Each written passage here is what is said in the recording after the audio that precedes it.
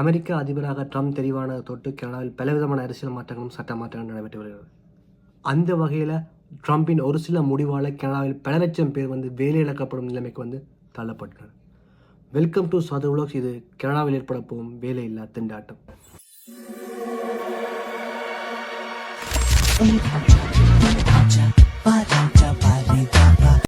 எதிர்வரும் காலப்பகுதியில், அதாவது குறிப்பாக பிப்ரவரி மார்ச் மாத காலப்பகுதியில் சுமார் 10 லட்சத்துக்கும் அதிகமான பேர் கனடாவில் தங்கள் வேலையை இழப்பார்கள்னு சொல்லி அமெரிக்கா செய்தி வட்டாரங்கள் நிறைய சொல்லிக் கொண்டிருக்கு.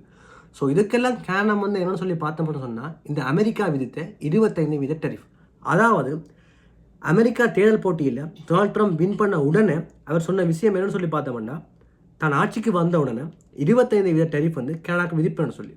அதாவது கனடாவில் இருந்து அமெரிக்காவுக்கு போகிற எல்லா பொருட்களுக்கும் இனிமேல் 25% டெரிஃபை, அதாவது 25% வரியை தான் வசூலிப்பேன்னு சொல்லி.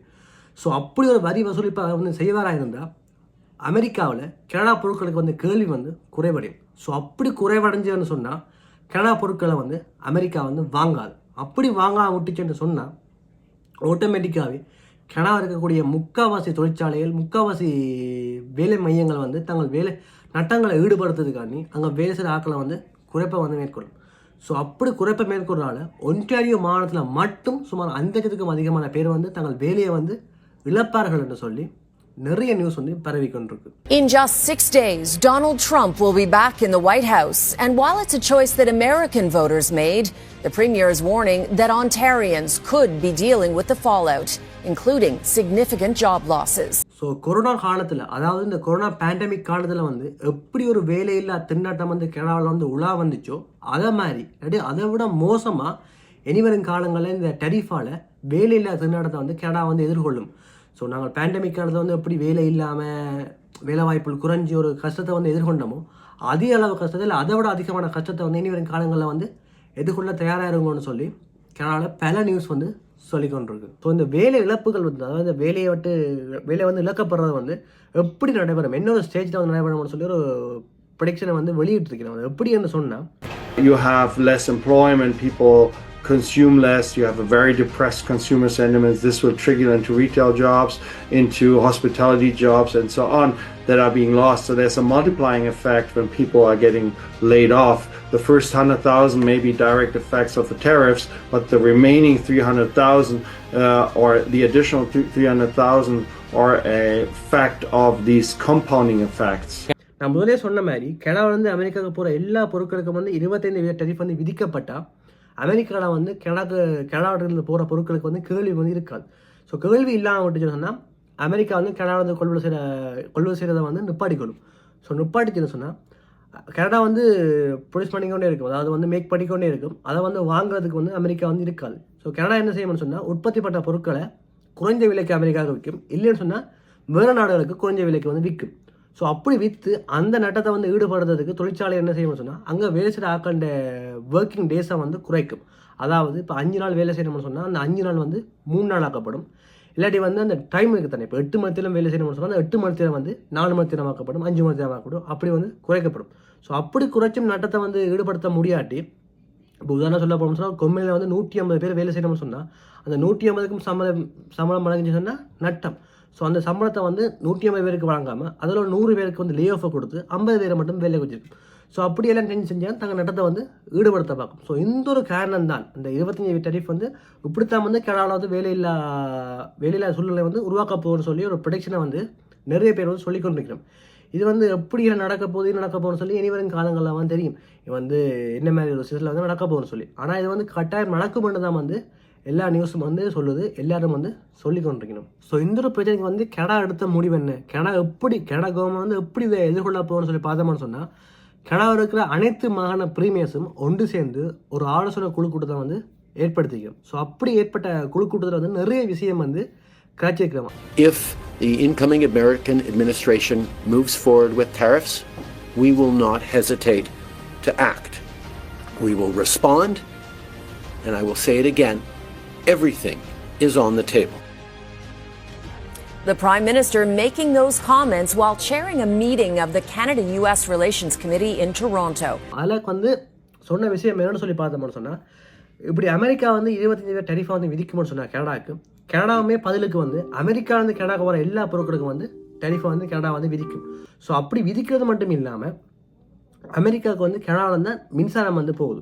ஸோ அப்படி போகிற அந்த மின்சாரத்தை வந்து நாங்கள் வந்து தடை பண்ணுவோம், இல்லாட்டி அளவை வந்து குறைப்போம்.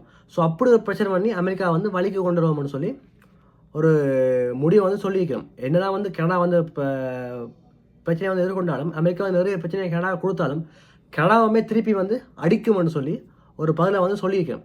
ஆனால் இது வந்து எந்த அளவுக்கு சாத்தியப்படும்னு சொன்னால், இதெல்லாம் நாங்கள் ஒரு விஷயத்தை நோட் பண்ணணும். என்னென்னு சொன்னால், என்னதான் இந்த டெரிஃபால அமெரிக்கா பாதிக்கப்பட்டாலும், இல்லை அமெரிக்கா விதிக்க டெரிஃபால அமெரிக்காவே பாதிக்கப்பட்டாலும், இதெல்லாம் ஒரு முக்கியமான விஷயம் வந்து ஒரு ரோல் ப்ளே பண்ண போகுது. என்னென்னு சொன்னால், ஜிடிபி, அதாவது பொருளாதாரம். கனடா பொருளாதாரம், அமெரிக்கா பொருளாதாரம் ரெண்டையும் பார்த்தோம்னு சொன்னால், கனடா பொருளாதாரத்தை விட அமெரிக்கா பொருளாதாரம் ஸ்ட்ராங்காக இருக்குது. அதாவது கனடா பொருளாதாரத்தை 2025 பார்த்தோம்னு சொன்னால் ஒரு கொஞ்சம் வீக்காக இருக்குது. அதே அமெரிக்கா பொருளாதாரம் வந்து ஓரளவு ஸ்ட்ராங்காக இருக்குது. ஸோ அப்படி ஸ்ட்ராங்காக இருக்கிறபடியாக இந்த டெரிஃப் விதிப்புலேருந்தோ இந்த அப்படி அழுத்தத்துலேருந்தோ அமெரிக்கா வந்து வெகு சீக்கிரம் வந்து மீண்டு வந்துடும். கனடாக்கு வந்து அந்த ஒரு நிலைமை வந்து இல்லை. ஏன்னு சொன்னால் பொருளாதாரம் வந்து பயங்கர வீக்காக இருக்குது. ஸோ என்ன தான் வந்து கனடா கவர்மெண்ட் டெரிஃப் விதிச்சா என்ன தான் வந்து ப்ரெஷர் பண்ணா என்ன, அதுலேருந்து மீண்டு வரதுக்கான வாய்ப்பு வந்து அமெரிக்காட்ட நிறையவே இருக்குது. ஆனால் கனடா கவர்மெண்ட்டை வந்து அப்படியெல்லாம் ஒன்றுமே இல்லை. ஏன்னு சொன்னால் அந்த ஜிடிபி வந்து பயங்கரமாக வீக் ஆகிட்டு, அதை விட ஏற்கனவே கனடாவில் வந்து வேலையில்லா திண்டாட்டம் வந்து நிறைய போய்க்கொண்டிருக்கு. பொருட்கண்ட விலை வந்து இன்க்ரீஸ் ஆகி போய்க்கொண்டிருக்கு. அதை விட இந்த ஹவுஸுகள், ரெண்டுகள், ஹவுசிங் லோனுகள் அப்படி இப்படின்னு சொல்லி எல்லாமே பயங்கர ஹையில் இருக்குது. ஸோ ஏகப்பட்ட பிரச்சனையை வந்து கனடா முதலே வந்து ஃபேஸ் பண்ணி கொண்டிருக்கு. ஸோ அப்படி ஃபேஸ் பண்ணி கொண்டிருக்கு. அமெரிக்கா வந்து இப்படி பிரச்சனை போடணும்னு சொன்னால் அது வந்து ஒரு 10 கிலோவுக்கு மேலே ஒரு 5 கிலோ போடுற மாதிரி. அதே அமெரிக்காவுக்கு பார்த்தோம்னு சொன்னால் இப்படியான பிரச்சனை வந்து குறைவு. ஸோ அப்போதைக்கு நாங்கள் அங்கே ஒரு 5 கிலோ பிரச்சனை போட்டோம்னு சொன்னால் அது வந்து ஈஸியாக வந்து மீண்டு வந்துடும். ஆனால் கனடாக்கு வந்து அப்படியான வாய்ப்புகள் வந்து ஒன்றுமே இல்லை. இதை வந்து கனடா எப்படி எதிர்நோக்க போகும்னு சொல்லி நோ ஐடியா. ஸோ இதுக்கு ஒரு முடிவு என்ன, இதுக்கு முடிவு தான் என்னென்னு சொல்லி பார்த்தோம்னு சொன்னால், கனடா அரசியலை பொறுத்த வரைக்கும் இண்டு மட்டும் கனடாக்கு வந்து ஒரு ஸ்திரத்தன்மையான தலைவர் வந்து இண்டு மட்டும் இல்லை. ஜஸ்டினோட எப்போ தான் பதவியை விட்டு விலகி போனாரோ அதுதான் தொட்டு யார் தான் பிரதமர், யார் தான் லிபரல் கட்சி தலைவர், இல்லை யார் தான் கனடா வந்து வழிநடத்த போகிறான்னு சொல்லி ஒரு தீர்க்கமான தலைவர் வந்து இண்டு மட்டுமே இல்லை. என்னதான் நிறைய பேர்ட்ட பேர் வந்து இவர் தான் பிரதமர் வரப்போகிற, இவர் தான் பிரதமர் வரப்போகிறான்னு நிறைய பேர்ட்ட பேர் அடிபட்டாலும் இப்போ வந்து பேசப்படுற பேர் ரெண்டு பேர். ஒன்று வந்து கிறிஸ்டியா ஃப்ரீலன், அவள் பற்றி உங்களுக்கு எல்லாருக்குமே தெரிஞ்சிருக்கும். அவள் வந்து கனடாவில் வந்து முன்னாள் துணை பிரதமர் இருந்தவா, லிபரல் கட்சியில் வந்து ஒரு பெரிய போஸ்டிங்கில் வந்து இருந்தவா, நிதி அமைச்சராக வந்து இருந்தவா என்று சொல்லி உங்களுக்கு வந்து தெரிஞ்சிருக்கும். மற்றது யாருன்னு சொல்லி பார்த்தோம்னு சொன்னால் மார்க் கார்னி. இவருமே லிபரல் கட்சியில் இருக்கிற ஒரு எம்பி தான். ஆனால் இவர் வாரத்துக்கு வந்து சான்ஸ் குறையும். இவர் வாரதை வந்து கனடா மக்கள் விரும்பவும் இல்லை. ஏன்னு சொன்னால் இந்த மார்க் கார்னி வந்து ஒரு ஐரிஷ்காரர், அதாவது கனடாவில் பிறந்த கனேடியர் இல்லை, ஒரு ஐரிஷ்காரர், அயர்லாண்டில் பிறந்த ஐரிஷ்காரர். ஸோ அவர் வந்து கனடா வந்து பிரதமராக வாரத்துக்கு வந்து கனடா மக்கள் விரும்ப வேணும். ஸோ என்ன பொறுத்தவரைக்கு ஃபுல் அண்ட் ஃபுல்லி சான்ஸ் வந்து கிறிஸ்டியா ஃப்ரெண்ட் வரத்தார். ஸோ அப்படி அவள் கிறிஸ்டியா ஃப்ரெண்ட் வந்தாலும் அவாண்ட பாச்சையும் வந்து அமெரிக்காவில் ட்ரம்ப்கிட்ட வந்து பழிக்குமான்னு சொல்லி கேட்டீங்கன்னு சொன்னால் இல்லை. ஏன்னா ட்ரம்ப்புக்கு இந்த லிபரல் கட்சி ஆட்சியில் இருக்கிறதே வந்து பிடிக்கல, இல்லை லிபரல் கட்சியை வந்து ட்ரம்ப்புக்கு வந்து பிடிக்கலன்னு சொல்லலாம். ஸோ இதுக்கெல்லாம் தீர்வு தான் என்னென்னு சொல்லி பார்த்தோம்னு சொன்னால், வெகு சீக்கிரம் வந்து கனடா வந்து ஒரு தேர்தல் வந்து வந்தே ஆகணும், கன்சர்வேட்டிவ் கட்சி வந்து ஆட்சிக்கு வந்து வந்தே ஆகணும். ஸோ அப்படி வந்தால் மட்டும்தான், அதாவது கன்சர்வேட்டிவ் கட்சிக்கும் அந்த தலைவரோட பியூர் பொலிவருக்கும் தான் வந்து ட்ரம்போட வந்து ஒரு கொஞ்சம் சுமூகமான உறவுகள் வந்து இருக்குது. ஸோ அப்படி கன்சர்வேட்டிவ் கட்சி வந்தால், பியூர் பொலிவர் ஆட்சிக்கு வந்தால் மட்டும்தான் இதுக்கு ஒரு முடிவை வந்து நாங்கள் வந்து எதிர்பார்க்கலாம்னு சொல்லி எந்த ஒரு கருத்து கணிப்பு வந்து சொல்லுது. இது எந்த அளவுக்கு உண்மை, இது எந்த அளவுக்கு வந்து நடக்கும்னு சொல்லி எனக்கு வந்து தெரியலை. ஆனால் எந்த ஒரு கருத்து கணிப்புப்படி லிபரல் கட்சி ஆட்சியில் இருக்க மட்டும் ட்ரம்ப் வந்து தன்னை மனசை விட்டு மாற மாட்டேன்.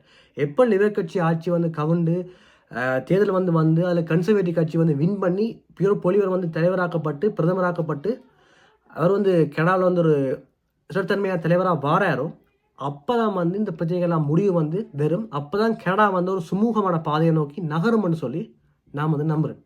ஸோ இது வந்து வெகு சீக்கிரம் நடக்கும்னு சொல்லி எதிர்பார்ப்போம். ஸோ இந்த விஷயம் வந்து ஏன் இப்போ விரலாக பேசப்படுது, ஏன் இப்போ பரவலாக வந்து பேசப்படும்னு சொன்னால், இந்த ட்ரம்ப்ன்ற பதவியேற்பு நாள் வந்து ஜனவரி 20 ஸோ இந்த வீடியோ வந்து நான் 20 போகிறேன்னா இல்லை முதலே போகிறேன்னு சொல்லி தெரியலை.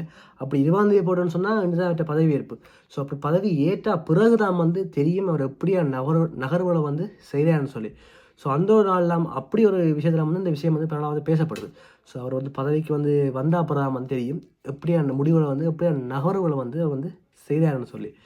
ஸோ இப்போ இருக்கிற பிரச்சனை ஏற்கனவே வந்து கிணறு இருக்கிறவர்களுக்கு மண்டை ஃபுல்லாக பிரச்சனை இருக்குது. அவ்வளவு தலையடியான விஷயங்கள் வந்து போய்கொண்டிருக்கு. ஸ்டூடெண்ட்ஸாக இருக்கிறாங்களுக்கு பிஆர் இல்லை, ஒர்க் பாயிண்ட் எக்ஸ்சேஞ்ச் பண்ண மாட்டாங்க, இனி புதுசாக வராங்களுக்கு ஒர்க் பாயிண்ட் இல்லை, அது இது இந்த விலைவாசி லேட்டம், ஹவுசிங் லோடு அப்படி இப்படின்னு எக்கச்சக்க ப்ரெஷர் வந்து மண்டைகளை போய் கொண்டு அதுக்குள்ளே புது ப்ரெஷர் வேலையும் வந்து இல்லைன்னு சொன்னால் நிலைமை பரிதாபம். ஸோ தயவு செய்து அப்படிலாம் நடக்கக்கூடாதுன்னு சொல்லி நானுமே நம்புகிறேன், நீங்கள் வந்து நடக்கக்கூடாதுன்னு சொல்லி வேண்டிக் கொள்ளுங்க. நாளைக்கு என்ன ஒரு வீடியோ சந்திப்போம். அது மட்டும் பாய்.